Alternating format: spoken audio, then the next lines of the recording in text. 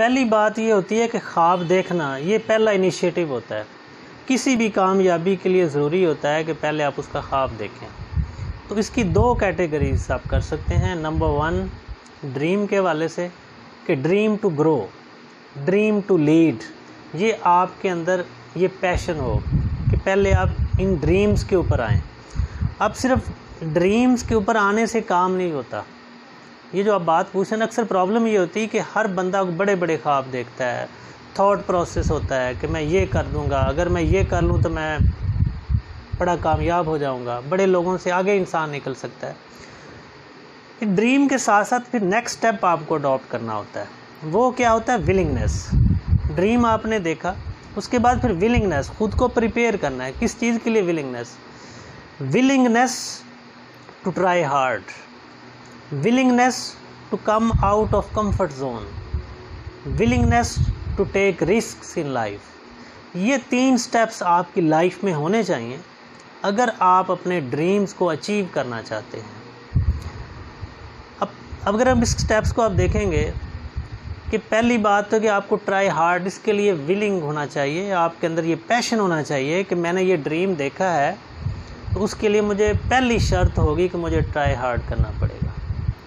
दूसरा स्टेप क्या है कि कंफर्ट जोन से बाहर आना पड़ेगा। ये आपकी विलिंगनेस, इसके लिए आप मेंटली प्रिपेयर्ड हों। कंफर्ट जोन से जब तक आप बाहर नहीं आएंगे आप कुछ एक्स्ट्रा नहीं कर पाएंगे। एक्स्ट्रा आप करते ही तब हैं क्योंकि नॉर्मल तो हर बंदा ही एफर्ट कर रहा है, आगे वो निकल जाते हैं जो कंफर्ट जोन से बाहर आ जाते हैं। तीसरी प्रॉब्लम आती है कि अक्सर लोग ट्राई हार्ड करने के लिए भी विलिंग होते हैं, कंफर्ट जोन से आने के लिए भी तैयार होते हैं, लेकिन रिस्क लेने को तैयार नहीं होते।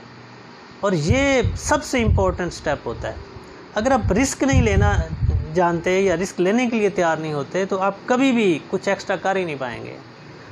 नॉर्मल लाइफ में आप रहेंगे, फिर नॉर्मल लाइफ में फिर नॉर्मल लोगों के साथ आप अपने आप को कंपेरिजन करेंगे। उन लोगों के साथ अपने आप को कभी आप मैच नहीं कर सकते जो रिस्क ले जाते हैं लाइफ के अंदर, और ये ज़रूरी होता है। इसकी मैं अगर मिसाल दूँ कि अगर एक खेत में 2 सीड्स आप डालते हैं किसी भी क्रॉप के, तो 2 तरह की आपको सोच समझाने के लिए मैं सिर्फ बताना चाह रहा हूँ कि एक सीड ये कहता है कि गो कि मेरे में इतनी ताकत नहीं, मैं छोटा हूँ, लेकिन मैं इस सख्त ज़मीन के अंदर अपनी जड़ों को लेके जाऊँगा और इस ज़मीन से मैं बाहर आऊँगा और बाहर आके मैं सूरज की रोशनी का सामना करूँगा, लेकिन अपने आप को स्ट्रॉन्ग करके मैं आगे बढ़ जाऊंगा। आपको पता है पौधे के बढ़ने के लिए सूरज की लाइट मस्ट होती है, जहाँ से वो फोटोसिंथेसिस का एक अमल स्टार्ट होता है जिसकी वो खुराक बनती है। फिर जब बरसात का मौसम आएगा, बारिश आएगी, तो मैं ज़मीन से ऊपर निकला हुआ होऊंगा, तो मेरा उस वजह से इतना नुकसान नहीं हो जाएगा, मैं उसको बेयर कर जाऊंगा, परिंदे मुझे नहीं खा सकेंगे। फिर मेरे ऊपर फल लगेगा, जब मेरे पे फल लगेगा तो लोग मेरी केयर करेंगे, फिर वो मेरी केयर करेंगे तो मैं हर तरह के हालात का सामना करने के लिए तैयार हो जाऊंगा। फिर मैं एक ताकतवर प्लांट बन जाऊंगा और मेरी एक वैल्यू होगी। ये वो सीड है जिसके लिए मैंने कहा कि ड्रीम टू ग्रो है उसके पास, ड्रीम टू लीड है उसके पास। वो इसके लिए विलिंग है ट्राई हार्ड करने के लिए, वो विलिंग है कंफर्ट जोन से बाहर आने के लिए, वो विलिंग है रिस्क लेने के लिए। जबकि एक दूसरा सीड वो ये सोच रहा है कि मेरे में इतनी ताकत कहाँ है कि मैं ज़मीन के अंदर सुराख करके या फाड़ के अपनी जड़ों को नीचे लेके जा सकूं। अगर मैं बाहर निकला तो कोई जानवर मुझे खा जाएगा, मैं तो छोटा हूँ, अपनी हिफाजत नहीं कर पाऊँगा। अगर मैं बाहर निकला तो सूरज की रोशनी मेरे पे पड़ेगी, मैं उसको बर्दाश्त नहीं कर पाऊँगा। अगर मैं बढ़ा तो तेज़ हवा चलेगी, मुझे तोड़ के रख देगी। मैं उस टाइम का इंतज़ार करूँगा कि जब मैं उतना स्ट्रॉन्ग नहीं हो जाऊँगा कि मैं ज़मीन के अंदर अपनी जड़ों को लेके जा सकूँ, जब मैं इन चीज़ों का सामना कर सकूँ। जब बरसात का मौसम आएगा, ज़मीन नरम होगी, फिर मैं कोशिश करूँगा बढ़ने की। अब उस वेट में क्या होता है कि एक परिंदा आता है और उस सीड को खा जाता है।